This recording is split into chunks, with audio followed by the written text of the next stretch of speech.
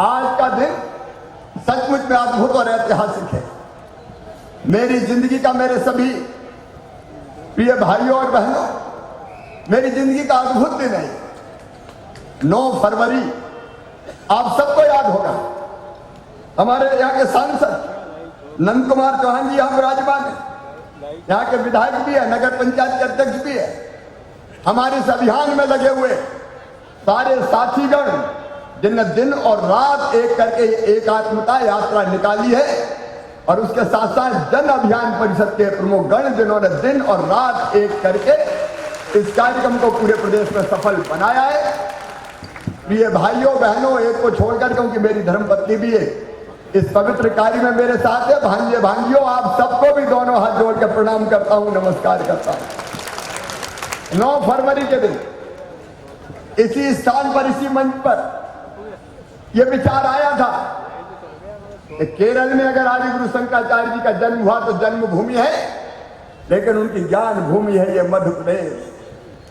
वो बालक शंकर, अद्भुत बालक, जिनको भगवान शिव के अवतार माना जाता है। 8 साल की उम्र में तो सारे वेद, उपनिषद, ब्रह्मसूत्र की का पूरा अध्ययन और ज्ञान उनको प्राप्त हो गया था। जन्म किसी और काम के लिए हुआ था, लेकिन माता बड़ा स्नेह करती थी। जब इच्छा प्रकट की कि संन्यास लूंगा, तो मैया ने कहा, इस बूढ़ी मां का क्या होगा बेटा, मैं तुझे संन्यास की अनुमति नहीं दूंगी। एक दिन पूर्णा नदी में जाते हैं स्नान करने, मगर पैर पकड़ लेता है। बालक शंकर चिल्लाते हैं, बचाओ बचाओ। मां भी प्रार्थना करती है कि मेरे पुत्र को बचाओ। तभी बालक शंकर बोलते, मैया अब बचने का एकमात्र रास्ता है, तू मुझे संन्यास लेने की अनुमति दे दे तो मेरे प्राण बच जाएंगे, नहीं तेरा शंकर गया। अब मां क्या करती भला? मां ने कहा, तू जीवित रहे, मेरे पास रहे ना रहे, मैं तुझे संन्यास लेने की अनुमति देती हूं। कहते हैं मगर ने पैर छोड़ दिया। बालक शंकर बाहर आए और कहा, मां अब तेरी आज्ञा का पालन करने दे। मां ने केवल एक वचन लिया था कि अंतिम समय जब मेरा होगा तो बेटा तू मेरे पास होगा और अंतिम संस्कार तेरे हाथों से करेगा। मां को वचन दे के निकल पड़ा बालक शंकर, और 2000 किलोमीटर दूर चल के केरल जन्मभूमि से ज्ञान भूमि गुरु की तलाश में वो पधारे ओंकारेश्वर। गुरु उनके यहां मिले, गुरु गोविंद पादाचार्य जी महाराज, और गुरु के दर्शन करके उनसे अध्ययन। और यहीं की घटना है, नर्मदा मैया के तट पे हम बैठे, हम लोग रोज गाते हैं, पदी पाद पंकजम नमामि देवी नर्मदे। एक दिन गुरु ध्यान मग्न थे, गुरु ध्यान मग्न थे, बारिश भयानक हो गई, मां नर्मदा उफल पड़ी, तटबंध तोड़ दिए, पानी घुसने लगा गांव में, और गुरु जिस गुफा में बैठ के तपस्या कर रहे थे, पानी जब उस द्वार पे जाने को हुआ तो बालक शंकर को चिंता हुई कि पानी अगर गुफा के अंदर गया तो मेरे गुरु का ध्यान टूट जाएगा, तंद्रा भंग हो जाएगी। कहते हैं कमंडल भावनों ने लगा दिया, नर्मदा मैया का जल कमंडल में समाया, मां का क्रोध उतर गया। मां की स्तुति करते हुए उसी समय उन्होंने नर्मदा स्तक गाया, पदीय पाद पंकजम नमामि देवी नर्मदे। याद गुरु शंकराचार्य जी का लिखा हुआ। और यहां से फिर गुरु से ज्ञान प्राप्त करके उस दौर में जब अनेकों मत मतांतर थे, कई तरह के कर्मकांड प्रचलित थे, अलग अलग पंथ एक दूसरे को नीचा दिखाने पे उतारू थे, तब सनातन सत्य को जनता के बीच ले जाते हुए पूरे भारत का भ्रमण किया आदि गुरु शंकराचार्य जी महाराज ने। अरे इस देश को उत्तर से दक्षिण अगर जोड़ा तो भगवान श्री राम ने जोड़ा, पूरब से पश्चिम जोड़ा तो भगवान श्री कृष्ण ने जोड़ा, लेकिन आदि गुरु शंकराचार्य जी महाराज ने तो उत्तर दक्षिण पूरब पश्चिम चारों दिशाओं से भारत को सांस्कृतिक रूप से जोड़ दिया। और आज हमारे देश का ये जो चित्र दिखाई देता है, आदि गुरु शंकराचार्य जी भगवान के कारण। सच में उन्होंने जो कहा, मैं तो पुलकित हो जाता हूं, मेरा रोम रोम पुलकित हो जाता है। अद्भुत विचार, अद्वैत वेदांत का विचार, और वो विचार कहता है एक ही चेतना हम सब में है। सृष्टि के कण कण में भगवान विराजमान है, हर एक आत्मा परमात्मा का अंश है, हर एक घट में बस वही समाया हुआ है, सिया राममय सब जग जानी, एक ही चेतना सब में है। तो कैसा भेदभाव, कैसा जातिवाद, कैसा ऊंच नीच, हम सब एक ही चेतना के अंग है, मनुष्य मार्ग। और इसलिए भारत ने आज नहीं हजारों साल पहले कहा, अयम निजम परा बेत्री गणना लघु चेतसाम उदार चरिता नाम तू वसुदैव कुटुंबकम, सारी दुनिया ही एक परिवार है। ये संदेश पूरे विश्व को गया, तो मेरे भारत की धरती से गया। ये भारत का विचार जो सत्यमेव जयते की बात करता है, ये भारत का विचार है आत्मवत् सर्वभूतेषु, ये भारत का विचार है सर्वभूत हिते रता, ये भारत का विचार है कि धर्म की जय हो, अधर्म का नाश हो, और प्राणियों में, अरे बोलो ना, प्राणियों में, मनुष्य मात्र में नहीं, प्राणियों में सद्भावना हो, और विश्व का, केवल भारत का नहीं, विश्व का कल्याण हो। क्या अद्भुत विचार है। और अर्थ सीधा ये कि मनुष्यों में तो वो चेतना है, प्राणी मात्र में भी वही चेतना है। और इसलिए तो 10 अवतार में से 3 अवतार पशुओं के रूप में और चौथा नरसिंह अवतार आधा मनुष्य और आधा पशु के रूप में हुआ। कहा इसकी हमारी माता है। और केवल इतना ही नहीं, वही चेतना पेड़ पौधों में, इसलिए प्रकृति की पूजा करो, पेड़ों की पूजा करो, बरगद का पेड़, पीपल का पेड़, तुलसी का पौधा, इनकी पूजा करो। और यही नहीं लिखता ये चिंतन, नदियों में भी कोई चेतना है। इसलिए गंगा सिंधु कावेरी यमुना सरस्वती रेवा महानदी गोदा ब्रह्मपुत्र पुनात्मान, ये पवित्र माताएं हमारी, देवतात्मा हिमालय, गोवर्धन गिरिराज की पूजा करो, परिक्रमा करो, ये कन्हैया ने कहा। और केवल इतना नहीं, एक ही चेतना सब में है, मनुष्यों में है, पशुओं में है, पेड़ पौधों में है, नदी पर्वत पहाड़ों में है, ग्रह नक्षत्र तारों में है, सूरज चंद्रमा में है। एक ही चेतना सब में है, मुझ में भी और तुझ में भी। तो मुझ तुझ में भेद कैसा, अभेद है, अद्वैत है। और जब मुझ में वो है तो मैं भी उसमें हूं, तो मैं वही हूं। तो अहम ब्रह्मास्मि, मैं तो वही हूं, उससे अलग थोड़ी हूं। ये ऐसा दर्शन है जो दुनिया की सारी समस्याओं का समाधान है। आतंकवाद का, नक्सलवाद का, तीसरे विश्व का खतरा टालने का अगर दुनिया के पास कोई रास्ता है तो अद्वैत वेदांत का है। एक ही चेतना सब में है, तो कौन किससे लड़े और कौन कैसे कौन क्यों लड़े। और इसलिए मैं कह रहा हूं मेरे बहनों और भाइयों, भौतिकता की अग्नि में दग्ध विश्व मानवता को शाश्वत शांति के पद का दिग्दर्शन अगर कोई कराएगा तो आचार्य शंकर का यह अद्वैत वेदांत कराएगा, हमारा दर्शन कराएगा। यह अद्भुत दर्शन है बहनों और भाइयों। और इसलिए यह विचार आया कि यह दर्शन देने के लिए गुरु जहां मिले आचार्य शंकर को, वो ओंकारेश्वर, यहाँ आचार्य श्री की प्रतिमा स्थापित होनी चाहिए। भव्य प्रतिमा बनेगी, ऐसी रोड मैप तैयार है। ओंकारेश्वर में इसके साथ एक संग्रहालय, इंटरप्रिटेशन सेंटर की स्थापना भी कर रहे हैं।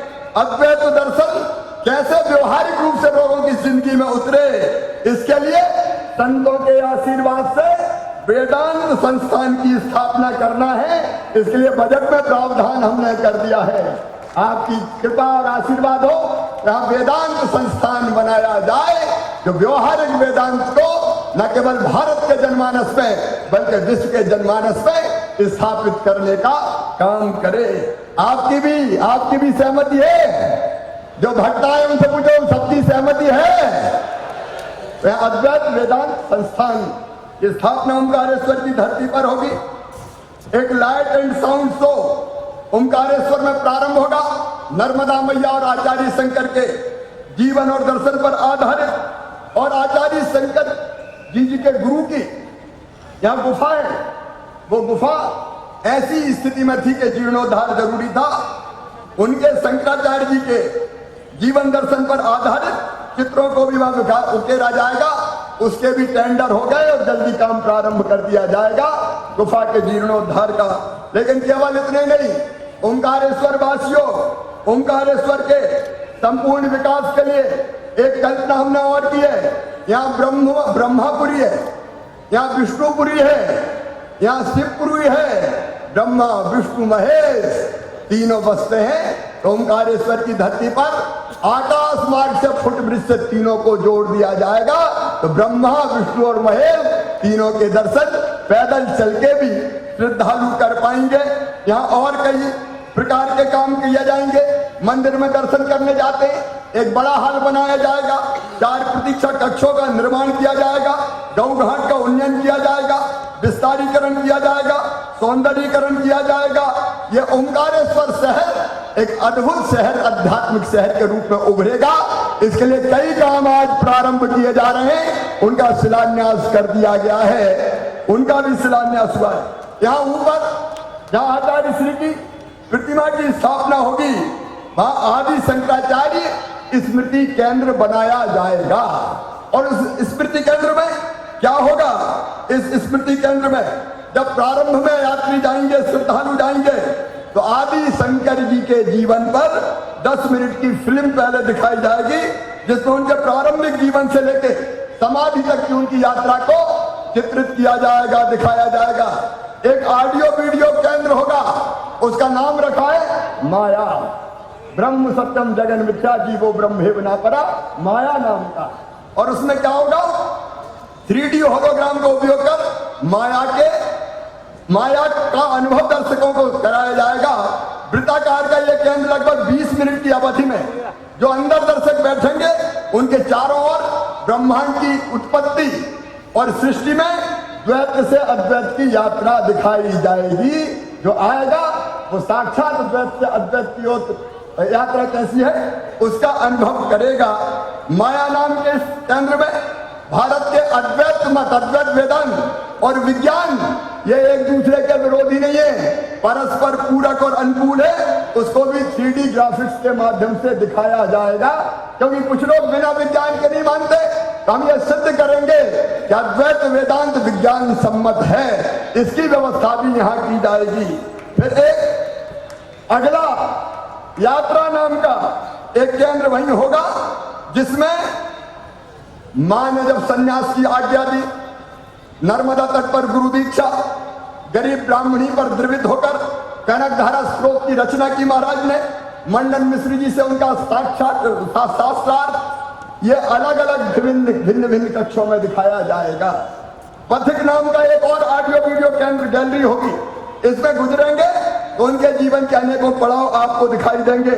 परिसर में एक म्यूजिकल फाउंटेन और वाटर स्किन प्रोजेक्शन की मदद से उनकी रचना सौंदर्य लहरी, दक्षिणामूर्ति स्रोत, विवेक चूड़ामणि की 4 गर्भित और संगीतमय प्रस्तुति देखी जाएगी। एक कल्पना और है, आपका आशीर्वाद अगर रहा तो वो भी साकार हो जाएगी। और आप सबकी भी मैं राय चाहता हूं, परिसर में गुफाओं की श्रृंखला बनाकर उसमें एक नदी नहर प्रवाहित की जाएगी, जिसमें लोग बैठेंगे नाव में, और जब नाव में बैठकर जाएंगे तो प्राचीन ऋषियों के आश्रम, उनमें हुई प्रमुख घटनाएं, ज्ञान की प्रस्तावनाएं, नारायण, अद्भुत, वशिष्ठ, शक्ति, पाराशर, व्यास, सुख, गौरपाद, गोविंदपाद, शंकराचार्य जी महाराज, पद्मपाद, हस्तामलक, तोटक, सुरेश्वर आदि के जीवन और उनके अद्भुत कौशल का अनुभव कर सकेंगे एक नाव में बैठने के बाद। ये कल्पना मन में आई है, बाकी व्यवस्थाएं तो यहाँ करेंगे ही। ऐसा अद्भुत कल्पना है जहां मूर्ति स्थापित की जाएगी, वहां केंद्र बनाने की। संतों का आशीर्वाद है, मैं समझता हूं इस कार्य के लिए, और जनता का भी आशीर्वाद है कि नहीं? अरे सब बताएं, बोलिए आदि गुरु शंकराचार्य जी महाराज की। एक और हम आज यहां काम कर रहे हैं, आदि गुरु शंकराचार्य सांस्कृतिक एकता न्यास की स्थापना। और यह न्यास 4 काम करेगा: आध्यात्मिक पुनर्जागरण, नैतिक पुनर्जागरण, सामाजिक पुनर्जागरण, सांस्कृतिक पुनर्जागरण। 4 काम मेरे संत बैठे, मैं प्रणाम करता हूं। आध्यात्मिक पुनर्जागरण, मंदिरों को एक आध्यात्मिक केंद्र, चेतना का केंद्र बने, और आप सबके प्रवचन मध्य प्रदेश के मंदिरों में कैलेंडर बना के अलग अलग समय हम आयोजित करें। केवल पूजा नहीं, वहां से संस्कार और नया विचार देने का काम जनता के लिए हो, ताकि हम सही रास्ते पर चल सके, सच्चे रास्ते पर चल सके।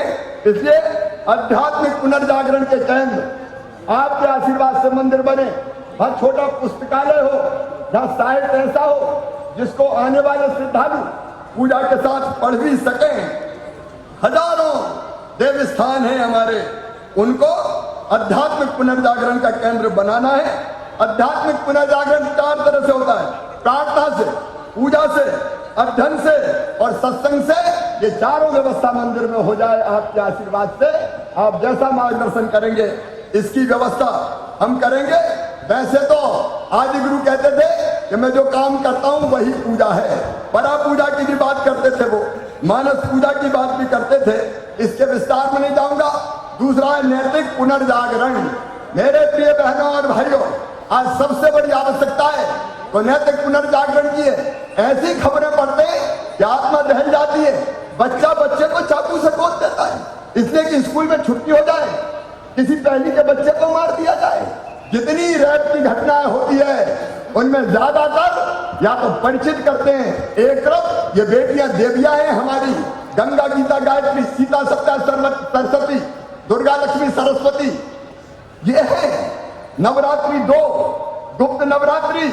बेटियों को देवी मान के हम पूजते हैं, लेकिन कुछ नराधम नरपिशाच मन फट जाता है कहते हुए कि दुराचार करते हैं। मध्य प्रदेश में तो कानून बना दिया विधानसभा में कैसे दुराचारियों को फांसी के फंदे पर लटका दिया जाना चाहिए।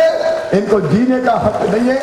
मानवाधिकार केवल मनुष्य को होते हैं, लेकिन इसके साथ साथ नैतिक आंदोलन चलाना पड़ेगा। एक नैतिक पुनर्जागरण का काम ये करेगा। सामाजिक पुनर्जागरण मैं कहना चाहता हूं, अलग अलग खानों में बटा हुआ समाज कई बार लगता हो क्या रहा है दुनिया को और हमारे देश को।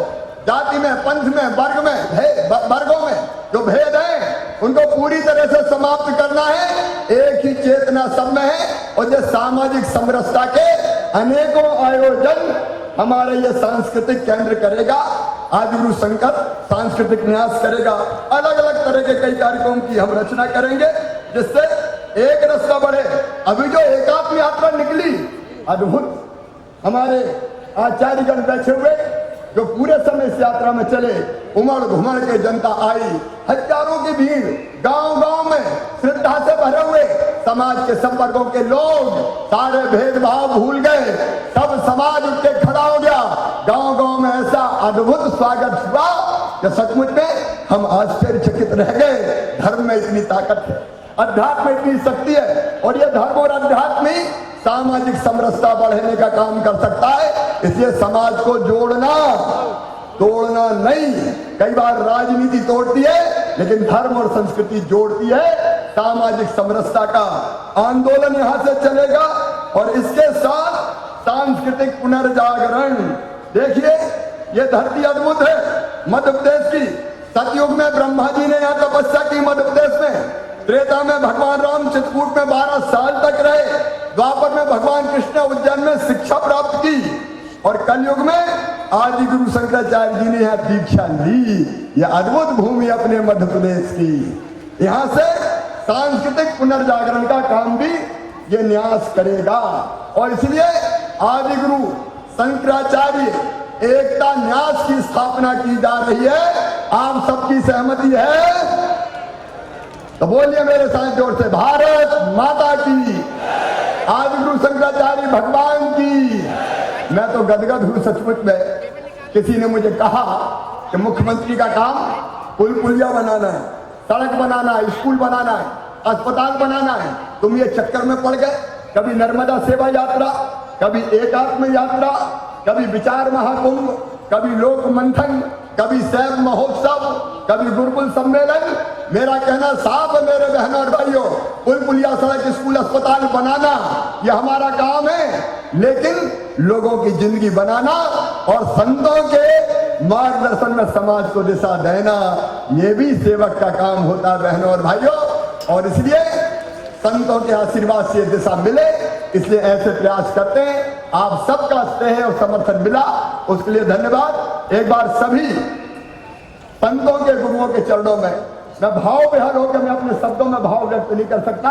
मैं प्रणाम करता हूं। इस प्रयास को आशीर्वाद दीजिए और ओंकारेश्वर की यह धरा आध्यात्मिक पुनर्जागरण का, सांस्कृतिक पुनर्जागरण का एक केंद्र बन जाए, ऐसा आशीर्वाद मिले। जन अभियान परिषद के मुख्यमंत्री सामुदायिक विकास के विद्यार्थियों का अभिनंदन। पूरे प्रदेश में उन्होंने सराहनीय प्रयास किया है। गांव गांव से भारी संख्या में कलश आए मैं 1 मिनट में केवल ये कलश आप देख रहे हैं, यहाँ रखे नहीं है, हम रख रहे हैं संभाल के। पहले कल्पना ये थी कि हम धातु मांगे प्रतिमा के निर्माण के लिए, फिर लगा कई लोगों ने ये सोना ले लो, कोई कड़ा उतारने लगा, कोई अंगूठी उतारने लगा। मैंने कहा शिवराज इसका हिसाब कौन रखेगा रे, कितना सोना आया, कितनी चांदी आई।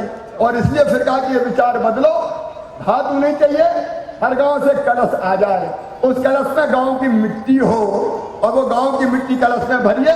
मिट्टी नहीं, वो जनता की श्रद्धा भरी होगी, भावनाएं भरी होगी। 30,000 कलश आए मत, 23,000 पंचायतें, कलश 30,000, क्योंकि बड़े शहरों से ज्यादा आए।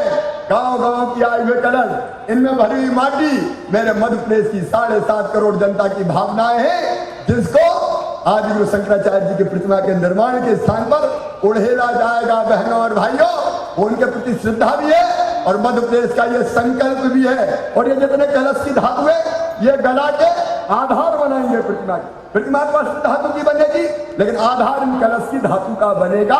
उस पर आदि गुरु की प्रतिमा स्थापित होगी और ओंकारेश्वर से प्रेम का, शांति का, आत्मीयता का, सामाजिक समरसता का, हम सब एक ही भावना का और भौतिकता की अग्नि में दग्ध मानवता को शाश्वत शांति के पद का दिग्दर्शन कराने का संदेश जाएगा।